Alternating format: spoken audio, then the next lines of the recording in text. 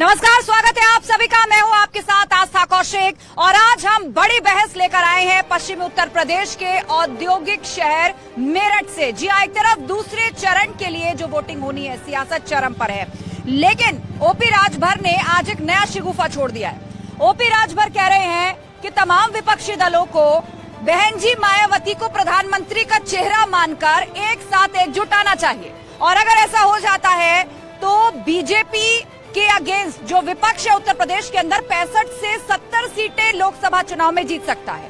ये ओपी राजभर कह रहे हैं, लेकिन जैसे उन्होंने बयान दिया, एसपी और कांग्रेस ने फौरन उन पर अटैक किया और कहा कि वो और मायावती तो खुद अघोषित गठबंधन है बीजेपी का, इसीलिए पहले वो अपनी स्थिति स्पष्ट करें। तो सवाल ये है कि जो ओपी राजभर कह रहे हैं, क्या विपक्ष उनकी सलाह मानेगा? क्या मायावती ऐसा कोई भी ऑफर स्वीकार करेंगी? आज मेरठ के मुद्दों पर भी होगी चर्चा और साथ ही महाबहस में इस नए सियासी शिगुफे पर भी हम सवाल जवाब करेंगे। लेकिन सबसे पहले आप ये रिपोर्ट देखिए और उसके बाद मेरठ के जनता जनार्दन और जनप्रतिनिधियों की बात सुनेंगे।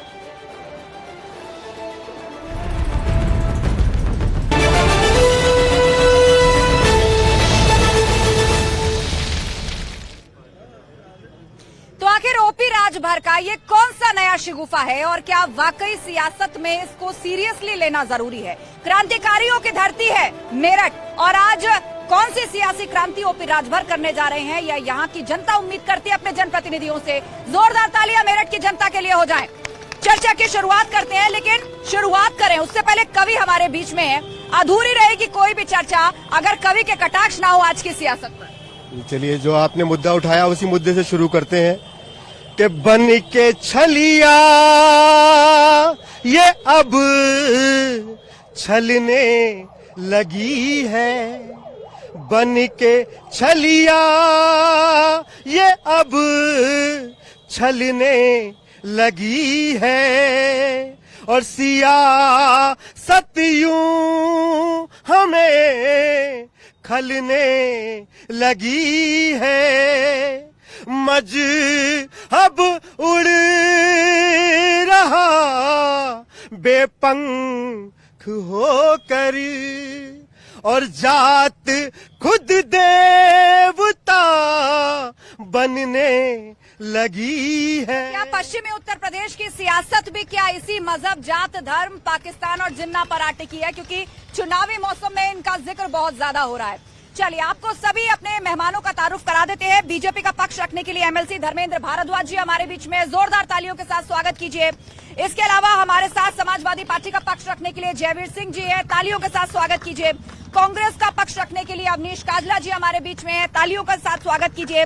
और वरिष्ठ पत्रकार पुष्पेंद्र शर्मा जी हमारे बीच में, मैं अनुरोध करूंगी थोड़ा आगे आ जाएं, राजनीतिक विश्लेषक, जोरदार तालियों के साथ स्वागत कीजिए। चलिए, चर्चा की शुरुआत करते हैं। सबसे पहले कमेंट इस पर बीजेपी से ले लेते हैं। अब देखिए, ओपी राजभर साहब का बयान मैंने बताया, सबसे पहले आपकी प्रतिक्रिया। क्या आपको लग रहा है कि निकाय चुनाव में अब कुछ हो नहीं रहा है, इसका एहसास हो चला है, इसीलिए अभी से 24 के इर्द गिर्द सियासी बयानबाजी शुरू हो गई? सबसे पहले तो मैं ये बताऊंगा आपको कि जब से माननीय प्रधानमंत्री मोदी जी को देश की कमान मिली है, उस दिन से लेकर के और आज तक जितने चुनाव हमारे उत्तर प्रदेश में हुए या देश में हुए हैं, हम लगभग सभी चुनाव जीते हैं। अब बात रही निकाय चुनाव की, निकाय चुनाव में हम एक तरफा जीत रहे हैं। किसी तरीके का कोई भी हमें मुद्दा, किसी इनके विपक्ष के पास कोई मुद्दा नहीं है, तो इस तरीके के सिफुगे छोड़ते रहते हैं। कोई भी मुद्दा, ना विकास का मुद्दा है, ना किसी तरीके का कोई। तो आपका ये कहना है कि विपक्ष के पास मुद्दा नहीं बचा है, मुद्दा विहीन हो चुका है विपक्ष, और इसीलिए वो कॉन्फिडेंट है कि अब की बार तो 17 निगमों में इनके मेयर बने। देखिए, सबको पता है अगर देश में कोई भी चुनाव अगर विकास के मुद्दे पर और जनता के मुद्दे पर होगा तो भारतीय जनता पार्टी कहीं नहीं टिकने वाली, क्योंकि भारतीय जनता पार्टी हमेशा, भारतीय जनता पार्टी की राजनीति ध्रुवीकरण पर टिकी हुई है और ये बांटकर राजनीति करते हैं। और जिस दिन से ये सत्ता में आए, इस देश को सामाजिक ताने बाने को उन्होंने बांटने के सिवा कुछ नहीं किया। आप बीजेपी पर आरोप लगा रहे हैं कि वो समाज को बांटने के मुद्दों पर चर्चा कर रही है, जबकि बीजेपी कह रही है विपक्ष के पास कोई मुद्दा ही नहीं बचा है। ये सारे मुद्दे जो आप उठाते हैं पूर्व के चुनाव में उठा चुके हैं। आपने हमारे साथी से जो सवाल पूछा, उन्होंने उसको तो दूसरी तरफ कर दिया। ओपी राजभर जी से आपने शुरुआत की, क्योंकि उनकी चाबी इनके पास है, ओपी राजभर जी क्या बोलते हैं क्या नहीं बोलते हैं वो इनके पास उसकी चाबी है। लेकिन कभी कभी बीजेपी को सलाह भी देने लग जाते हैं, उनके खिलाफ बोलने लग जाते हैं। उनकी चाबी वो तो करना पड़ेगा, अगर ऐसा नहीं करें तो ऐसे में वो कहते हैं कि ओपी राजभर आपके साथ नहीं, हम लोगों के साथ नहीं है। उनकी चाबी आपके पास है। जहां तक मुद्दों की बात है, आप यहाँ से आगे निकलिए, ये तो आप पोस्ट कॉलोनी में खड़े हैं, आप यहाँ से निकलिए हापुड़ रोड पे, आपको कूड़े का पहाड़ नजर आएगा। आप किसी नाले को देखिए, किसी नाले में भी अगर जरा सी बरसात हो जाएगी तो आप निकल नहीं सकते। आप सड़कों को देखिए, सड़क जो है, आप अगर हापुड़ रोड से चल के और बागपत गेट की तरफ जाएंगे तो आप चल नहीं सकते। और अगर इनके फादर मदर स्कूटर बैठकर चले जाएं तो मैं समझता हूं कि शाम को हर हाल में उनको हॉस्पिटल भर्ती होना पड़ेगा। ठीक है, तो ये मुद्दे हैं जो विपक्षी पार्टियां कह रही हैं कि आप लोग इनसे बचना चाहते हैं। पहले तो ये बताइए कि भारतीय जनता पार्टी 2017 में आई है, इससे पहले सपा और बसपा की गवर्नमेंट रही है ना, और देश में कांग्रेस की गवर्नमेंट रही है। अगर किसी आदमी को कैंसर से ग्रस्त होकर किसी डॉक्टर के पास ले जाया जाए तो उसको ठीक करने में टाइम लगता है। इन 6 साल में जो आज काम किया है योगी जी ने, उसे आप देखो कि किस धरातल पे काम किया है। आज कानून का जो राज है वो स्वर्ण काल जी रहा है उत्तर प्रदेश। और किसी प्रदेश के विकास के लिए और किसी देश के विकास के लिए केवल 2 ही काम होते हैं। अगर कानून की व्यवस्था अच्छी होती है तो वहाँ पर उद्योग लगता है, और उद्योग लगता है तो उद्योगों से निवेश बढ़ता है, और निवेश उनका कहना है सेफ समाज बनाया है, कानून व्यवस्था अच्छी की है। कुलदीप सेंगर इन्हीं की पार्टी के विधायक हैं, जिन पर 28 मुकदमे हैं। 70 साल जो कांग्रेस ने किया उसे बेच रहे हैं माननीय प्रधानमंत्री जी। 70 साल जो कांग्रेस ने किया उसे बेच रहे हैं। काहे पर बात करिए ना, अभी 24 का चुनाव। ओलंपिक की पदक विजेता महिलाओं के साथ अत्याचार हो रहा है, वो मामला दिल्ली पुलिस इन्वेस्टिगेट कर रही है। देखिए उत्तर प्रदेश के अंदर मीडिया के कैमरों के सामने हत्या हो जाती है, तो उत्तर प्रदेश की कानून व्यवस्था कैसी है ये आप खुद देख लीजिए। कुछ महिलाओं से इस पर राय लेते हैं, कुछ महिलाओं से राय लेते हैं। वैसे तो आप लग रहा है बीजेपी की एक्टिव मेंबर है, लेकिन यहाँ पर कहा जा रहा है कि कानून व्यवस्था जो है वो भगवान भरोसे है, चरमराई हुई है, विपक्षी पार्टियां कह रही हैं, और आप लोग कानून व्यवस्था और सेफ समाज की बात कर रहे हैं। कानून व्यवस्था कोई भी बिगड़ाई हुई नहीं है, महिलाएं बिल्कुल सेफ हैं। और आज जो मोदी योगी के शासन में हुआ है, पहले तो घर में से महिलाओं को उठा लिया जाता था, रास्ते में से हुआ है। कौन से शासन में ऐसा नहीं हुआ है कि महिलाओं पे अत्याचार नहीं हुआ है? आज आते ही क्या महिलाओं का सारा शोषण रोक देंगे? और इन 5-10 साल बिल्कुल भी नहीं, बिल्कुल भी नहीं, बिल्कुल नहीं। आप लोग आपस में मत उलझिए, जिसको अपनी बात रखनी है एक एक करके आप शांत रहिए आप। दिल्ली में महिला बैठी, हाथ रस में एक दलित महिला को देखो कितने बुरी तरीके से मारा गया। दलित लड़की के साथ हाथ रस में दलित लड़की के साथ बलात्कार, हाथ रस में कहाँ थी महिला? और संयमित रहिए एक एक करके। कानपुर में कुलदीप सेंगर बलात्कारी। ठीक है, महिला सुरक्षा का मुद्दा यहाँ पर उठाया। आप लोगों से बता, देखो ये सपा के इस तरीके के कार्यकर्ता होते हैं। ये अनुशासनहीनता देखी ना आपने, ये सपा के पुरुष होती है। आपने राजू पाल हत्याकांड देखा बसपा में, अभी आपने देखा कि किस तरीके के सपा के सारे, जिसे सांसद बनाया, जिसे विधायक बनाया, कोई एक ऐसा व्यक्ति बताइए कि भारतीय जनता पार्टी का अगर कोई आतंकवादी की सह पर चला हो। इनके सारे आदमी पोषित गुंडे बदमाश रहते हैं, इनका कोई मुद्दा नहीं है। चुनाव जीतने से पहले यहाँ के प्रत्याशी ने आतिशबाजी करी और एक प्रत्याशी पे और मुकदमा आज हुआ है। वो पार्षद है समाजवादी पार्टी का, उसने देश विरोधी नारे लगाए। कल की डेट है, मुकदमा पंजीकृत हो चुका है, उसमें पाकिस्तान जिंदाबाद के नारे लगाए जा रहे हैं। ठीक है, चलिए शांत हो जाइए आप लोग, अनुशासित रहिए। अब सवाल आ रहा है। नहीं, मेरा सवाल सुन लीजिए। देखिए, जनता के मुद्दों पर बात होनी चाहिए। इस तरह आप लोग नारेबाजी करेंगे तो आप लोग आपस में आप एक दूसरे की बात नहीं सुन पाएंगे। अब सवाल ये है, बीजेपी का ये कहना है कि माफियाओं को पोषित किया, संरक्षित किया पूर्व की सरकारों ने, उसमें बसपा भी आती है, उसमें सपा भी आती है। आप चुन चुनकर अपराध का सफाया हो रहा है, लेकिन उसमें भी आप लोग जाति और धर्म ढूंढ लेते हैं। ब्रजभूषण सिंह भी समाजवादी पार्टी माफियाओं पर बोलिए, माफियाओं और अपराधों पर बोलिए। ब्रजभूषण सिंह को दिल्ली पुलिस इन्वेस्टिगेट कर रही है।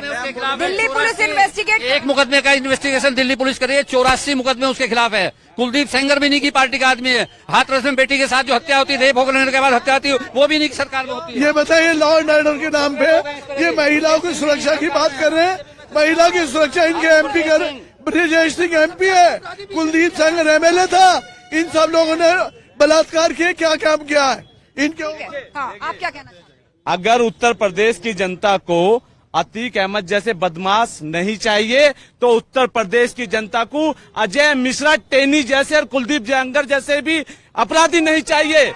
जो बिल्कुल चाहिए, उत्तर मेरठ का जो चुनाव है, नगर निकाय चुनाव में कानून व्यवस्था मुद्दा नहीं है, सरकार नहीं बन रही। यहाँ का लोकल मुद्दा है। हमारे भाजपा के लोग खड़े हैं। भाजपा के लोग ये बताए, इनके बड़े संख्या में निगम के पार्षद थे कि 500 रुपए के हाउस टैक्स को जो नाम परिवर्तन के नाम में दिए जाते थे, वो 50,000 जब हो रहा था, तो ये लोग क्या कर रहे थे? जवाब ले लेते हैं, जवाब ले लेते हैं। पहले मैं आपसे बताता हूं, जो हमारे जिलाध्यक्ष कांग्रेस ने पूछा कि अजय मिश्रा टेनी, मैं उन्हें संज्ञान में लाना चाहता हूं। शायद टीवी देखना बंद कर दिया है, अभी भी वो जेल में है। ये कानून राज है, इसे कानून राज कहते हैं। और दूसरी बात, उसका बेटा जेल में है।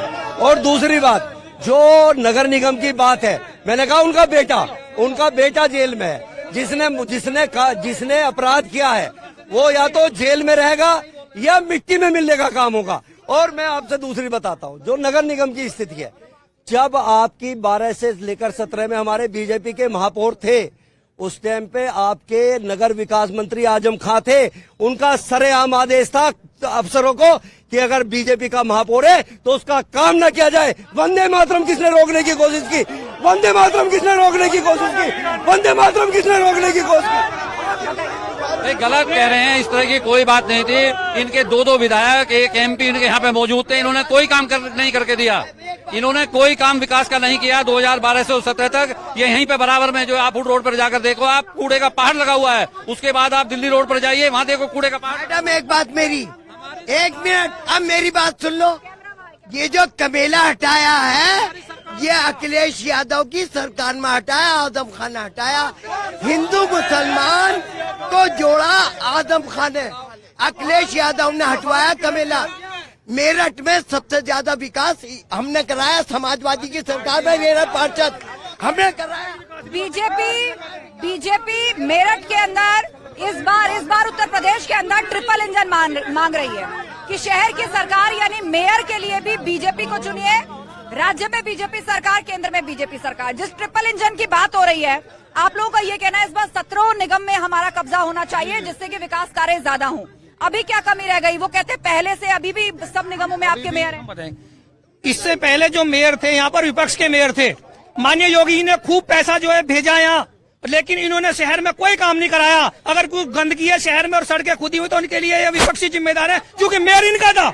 अब मेयर हमारा बनेगा तो अब आगे देखिए, अब आगे देखिएगा कितने विकास कार्य होंगे। दूसरा, मेरठ के अंदर अगर आप देखेंगे तो मेरठ के अंदर सबसे ज्यादा विकास कार्य माननीय योगी जी ने कराए हैं। आप देखिए कितना अच्छा मेरठ से दिल्ली का एक्सप्रेस वे बना है। हाई स्पीड ट्रेन मेरठ को मिली है, स्पोर्ट्स यूनिवर्सिटी मेरठ को मिली है।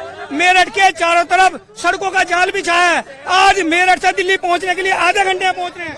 उनका ये कहना है मेयर बीजेपी का नहीं है, मेरठ के अंदर विपक्षी पार्टियों का है। तो जवाब तो उसको भी देना होगा ना कि 5 साल क्या किया।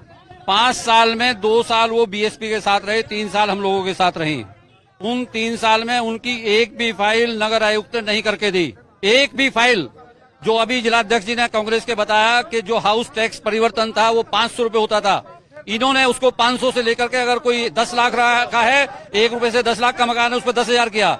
1 से 50 लाख का है तो उस पर 50,000 रुपया। ये भी इन्हीं के द्वारा किया गया, इन्हीं के नगर आयुक्त के द्वारा किया गया ये काम सारा।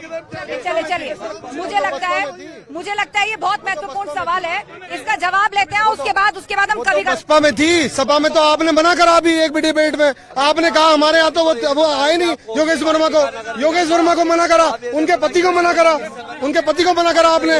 आप खुद बता, आपको 4 साल कार्यकाल बसपा में बीता, लास्ट के 1 साल में आई है, आप कैसे आरोप लगा रहे हैं? आप झूठ बोल रहे हैं, सबको आपके पेट में दर्द है। मुझे लगता है जनता को ये बात तय करनी है। आप लोग संयमित रहिए, क्योंकि अब ये यहाँ की चर्चा जो है उसमें सियासी गर्मी बढ़ चुकी है।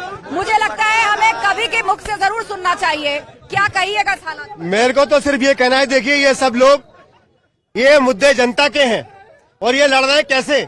कहूंगा सिर्फ यही कि यहाँ झूठों में सच्चे की वकालत कौन करता है, यहाँ झूठों में सच्चे की वकालत कौन करता है और भरी वहशत में नेकी की हिफाजत कौन करता है। अरे है निवाले सोने चांदी के यहाँ नेता की दुआओं में, अरे फकत जनता के मुद्दों की सियासत कौन करता है। ये कवि के दिल की बात थी। हमारे साथ राजनीतिक विश्लेषक भी है पुष्पेंद्र जी। आपने सब तरफ की बात सुनी। पुष्पेंद्र जी, आपको लग रहा है कि अब दूसरे चरण की जंग जो पश्चिमी उत्तर प्रदेश पर आकर टिकी है, मुद्दे कुछ बदल रहे हैं? यहाँ पर पाकिस्तान का भी जिक्र हो रहा है, जिन्ना का भी किसी ने जिक्र किया, लोग आजम खान का नाम ले रहे हैं, तुष्टीकरण की बात बहुत ज्यादा हो रही है। दुर्भाग्य ये है कि जिन मुद्दों पे बात होनी चाहिए उन मुद्दों पे बात नहीं हो रही, वो मुद्दे फोकस नहीं कर रहे। चाहे भाई धर्मेंद्र जी हो या जयवीर जी हो, बातों को घुमा रहे हैं। आप पूछती कुछ है, जवाब कुछ मिलता है। आप बात राजभर की करती हैं, बात मेरे भाई मोदी जी के करते हैं। राजभर तो वैसे ही सीरियस आदमी नहीं है, लेकिन उन्हें ना सीरियस होते भी सब चाहिए।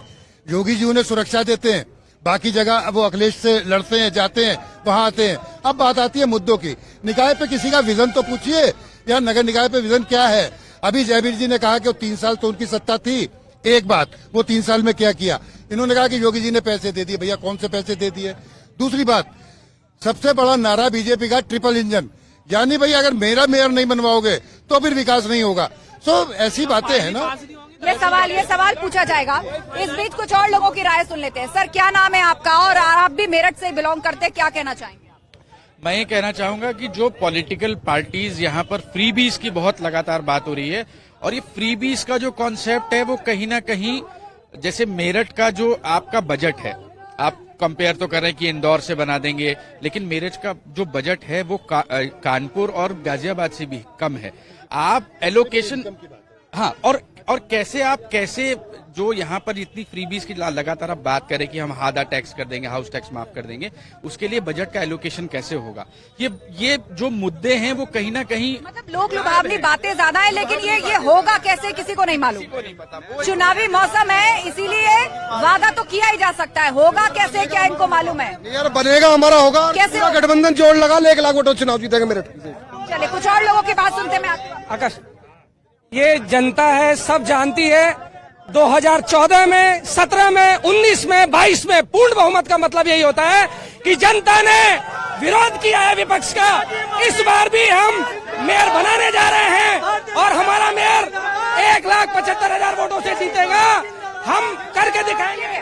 आपका चुनाव असली मुद्दे हैं हाउस टैक्स। नहीं, आप अब मेरी सवाल का जवाब दीजिए। आपने काफी सारे आरोप लगाए, आप मुझे बताइए, आप इतनी मजबूती से जनता के मुद्दे इन सब की बात कर रहे हैं, लेकिन आपके शीर्ष नेतृत्व कहाँ है? चुनाव प्रचार में नजर ही नहीं आते, वो तो कर्नाटक घूम रहे हैं। देखिए, कर्नाटक के चुनाव के साथ साथ अभी हमारे यहाँ पश्चिमी प्रदेश के हमारे अध्यक्ष नसीमुद्दीन सिद्दीकी, राष्ट्रीय सचिव पूनम पंडित, हमारे तमाम स्टार प्रचारक यहाँ आ चुके हैं। देखिए, असली जो मुद्दा अगर है नगर निगम का, हाउस टैक्स की जो खुली लूट है, वोटर टैक्स की जो खुली लूट है, उन पे कोई चर्चा नहीं कर रहा। सफाई कर्मचारियों को हम कह रहे हैं, आपके माइक पे कह रहा हूँ, आप देखिए राजस्थान में हमारी सरकार है, हमने उन्हें नियमित करने का काम किया। इनकी किसी सरकार में इन्होंने नियमित कराओ तो मुझे बताओ। आप लोग थोड़ा पीछे हो जाइए, सबको बात रखने का मौका मिलेगा। आप कुछ कहना चाहते हैं? ठीक है, एक मिनट भाई साहब। यहाँ पे स्नातक के एमएलसी खड़े हैं। एमएलसी साहब से मेरा सवाल है कि ये चौधरी चरण सिंह विश्वविद्यालय है, इसमें छात्रों की कितने % इन्होंने छात्रवृत्ति दिलवाई, और RTA एक एक्ट है उसमें कितने % बच्चों के इन्होंने एडमिशन कराए, ये पूछ के बताओ। ठीक है। ये स्टूडेंट से जुड़ा मुद्दा है, वो पूछ रहे हैं स्कॉलरशिप और कितनी मदद आपने छात्रों की है। पहले तो ये नहीं पता कि छात्रवृत्ति जो है जब से योगी सरकार आई है वो खाते में जाती है सीधी, और वो जो पात्र स्टूडेंट है उसके अंदर कोई हेरा फेरी नहीं कर सकता। इन्हें पता ही नहीं कि क्वेश्चन क्या पूछना है, और उन्हें ये नहीं पता कि स्कॉलरशिप कैसे दी जाती है। इन्हें बताइए कि वो सीधे खाते में जाती है। नंबर 1 बात पात्रता के आधार पर, उसमें जिसके डॉक्यूमेंट जो पात्र होता है उसे पूरी मिलती है। दूसरी बात, आरटी एक्ट के तहत कोई भी बच्चा अगर कोई आरटी एक्ट में आता है, एक भी छात्र ऐसा नहीं है जिसका प्रवेश किसी भी स्कूल ने ना लिया हो, एक बच्चा दिखाइए। दूसरी बात, जो नगर निगम की बात ये करते हैं, नगर निगम एक ऐसा शहर, मतलब नगर मेरठ का जो नगर निगम है वो बहुत बड़ा नगर निगम है। इसके लिए एक विकास का जो एक विजन होना चाहिए, वो विजन इनके पास नहीं था, विपक्ष के पास। हमारी कभी सरकार रही नहीं, आप पूरा मुद्दा समझिए। अभी हमारी सरकार बनी 17 में यूपी के अंदर, उसमें हमारा मेयर नहीं था। आज हमारा मेयर बनेगा। अब इस बात का जवाब देना होगा। 5 साल 6 साल में जो विकास हुए हैं, मेरठ में ही पूछिएगा, इनसे सबसे पूछिएगा कि मेरठ से पूरे हिंदुस्तान की जो कनेक्टिविटी है, मेरठ एक ऐसा शहर है जहां से मेरठ से देहरादून 2 घंटे, मेरठ से हरिद्वार 2.25 घंटे, मेरठ से गंगा एक्सप्रेस वे बन रहा है। प्रयागराज अगर आपको गंगा स्नान करना है 5.5 कनेक्टिविटी बेहतर हुई है। लेकिन शांत होइए, आप सभी लोग शांत होइए। अब आपको ये बताना पड़ेगा, आपको भी बताना पड़ेगा और आपको भी बताना। शांत होइए, आप शांत होइए। अब आप लोगों को ये बताना पड़ेगा कि अभी जो आप चुनावी मैदान में उतरे हैं, आपका क्या विजन है? आपका मेयर बनेगा तो आप क्या करेंगे सरकार की? हम लोग मेरठ में जितनी भी टूटी सड़कें हैं उनको ठीक कराएंगे, नालों की सफाई कराएंगे, स्वास्थ्य विभाग की जितनी भी समस्याएं हैं उनको दूर करने का काम करेंगे। ये 5 साल में क्यों नहीं हुआ? अभी बता रहा हूँ ना आपको, ये इसलिए नहीं हुआ कि इनकी सरकार थी दोनों जगह, इन लोगों ने काम नहीं करने दिया। वो हमारे मेयर, वो अरे ये किस लिए पड़ा है? क्यों उत्तर प्रदेश सरकार ने 100 करोड़ रुपया आज भी नगर निगम ने, आप लोगों ने विकास नहीं किया। मैं 15 साल पार्षद रहा हूँ, मुझे मालूम है। आप जाइए, वापस जाइए। इन्होंने कोई मीटिंग नहीं होने दी। कोई मीटिंग अगर मेयर करती थी उसमें झगड़ा करते थे, कुर्सियां फेंकते थे, मार पिटाई पर उतारू हो जाते थे। वो मेयर सीधी थी, उसको कोई काम नहीं करने दिया इन लोगों ने। ये सब जनता सुन रही होगी। आप बताइए, आप भी दावा कर रहे हैं कि शांति रखिए, शांति, संयमित रहिए। आपकी सरकार बनी, आपका मेयर बना, तो आपका क्या विजन है शहर के? अगर हमारा मेयर बनता है तो जो पार्कों का सौंदर्यीकरण है, चाहे योगों के केंद्र हो, चाहे नर सड़कें हो, नाले हो, या जो हाउस टैक्स के नाम पे लूट चल रही है, हाउस परिवर्तन के नाम पे जिस तरीके लूट चल रही है, इन पे हम करेंगे। और जिस तरीके से हमने राजस्थान में करके दिखाया है, सफाई कर्मचारियों को नियमित, अरे भैया एक सेकंड, सफाई कर्मचारियों को नियमित 10 सेकंड सफाई 1 मिनट रुक, बोलिए बोला सफाई 1 मिनट। सफाई कर्मचारियों को हम नियमितीकरण देंगे, और जो इस शोर में जनता के मुद्दे दबाए जा रहे हैं, आप लोग पीछे हो जाइए, थोड़ा पीछे हो जाइए, थोड़ा पीछे हो जाइए आप। नहीं, पीछे हो जाइए,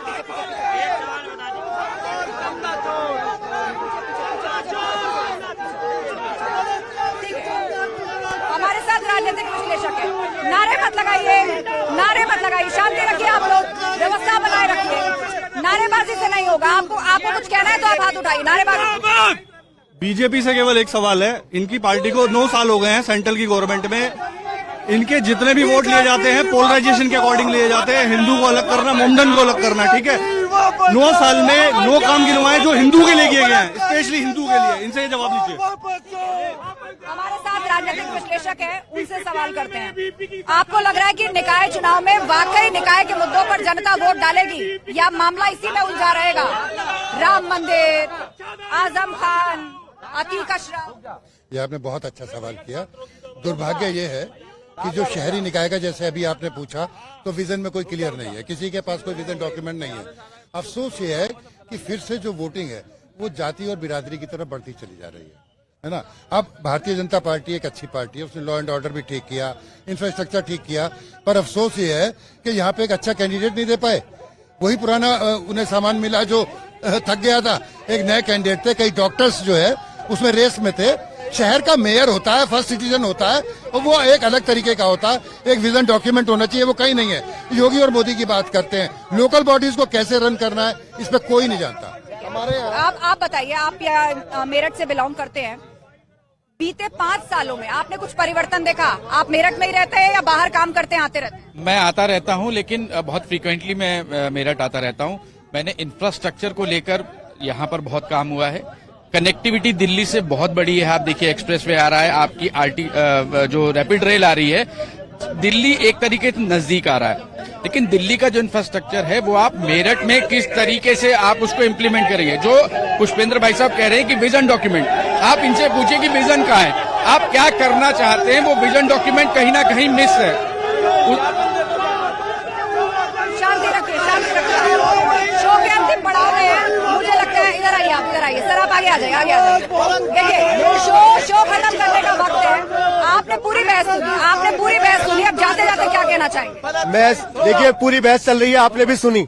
सिर्फ कहना यही है कि ना देकर भी, सब कह रहे हैं अपने अपने वादे, सारे नेता कह रहे हैं, सब कह रहे हैं, लेकिन जनता होने के नाते, एक कवि होने के नाते मैं क्या कह रहा हूँ कि ना देकर भी देने का सलीका खोज लेते हैं, ना देकर भी देने का सलीका खोज लेते हैं, और सियासी लोग सियासत का तरीका खोज लेते हैं। और देखिए सियासत में, और कहना चाहूंगा पूरे देश की जनता से, मेरठ की जनता से, कह रहे सियासत में किसके उजाले हुए हैं, सियासत में किसके उजाले हुए हैं, अरे ये अंधेरे हमारे ही पाले हुए हैं। चलिए ठीक है, बहुत बहुत धन्यवाद, बहुत धन्यवाद आप सभी का, धन्यवाद मेरठ की जनता का, जिन्होंने बड़ी बहस में खुलकर अपनी बात रखी।